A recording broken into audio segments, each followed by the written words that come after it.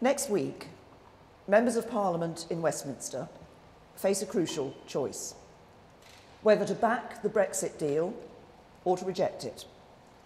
Back it, and the UK will leave the European Union. Reject it, and no one knows what will happen. We may not leave the EU for many months. We may leave without the protections that the deal provides. We may never leave at all. The only certainty would be ongoing uncertainty.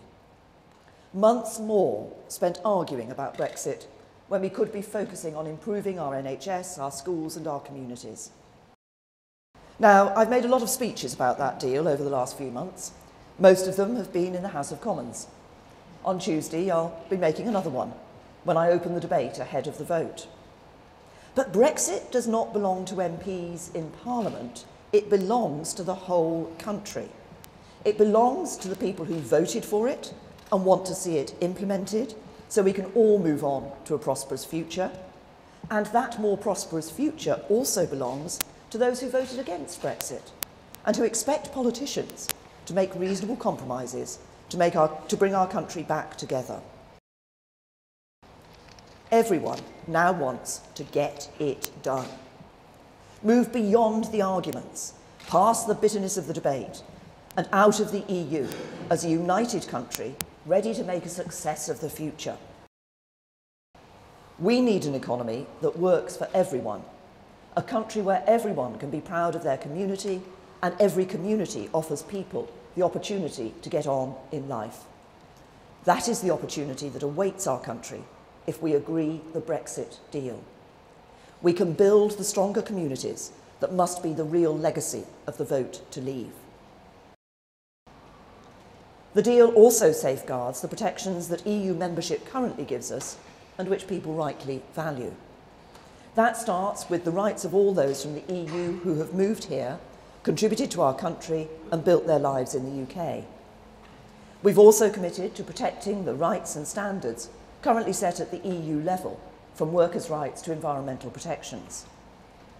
Brexit will not be a race to the bottom. In fact, in most of these areas, the UK has led the way ahead of the EU. And this week we have said that if the EU expands workers' rights, we will debate those measures in Parliament and decide if we want to follow suit. The government is in discussions with the EU right now, focused on getting the legal changes MPs have asked for.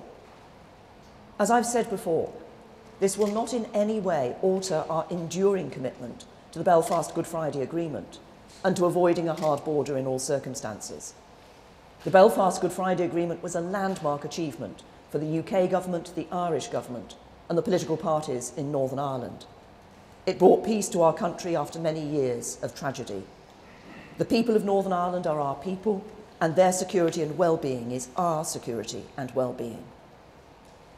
But just as MPs will face a big choice next week, the EU has to make a choice too.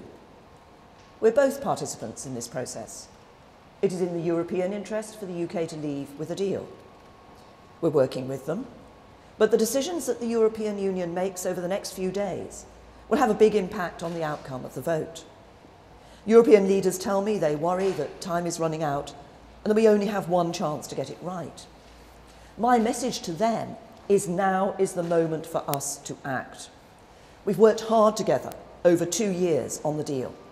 It's a comprehensive deal that provides for an orderly exit from the EU and that sets a platform for an ambitious future relationship. It needs just one more push to address the final specific concerns of our Parliament. So let's not hold back. Let's do what is necessary for MPs to back the deal on Tuesday.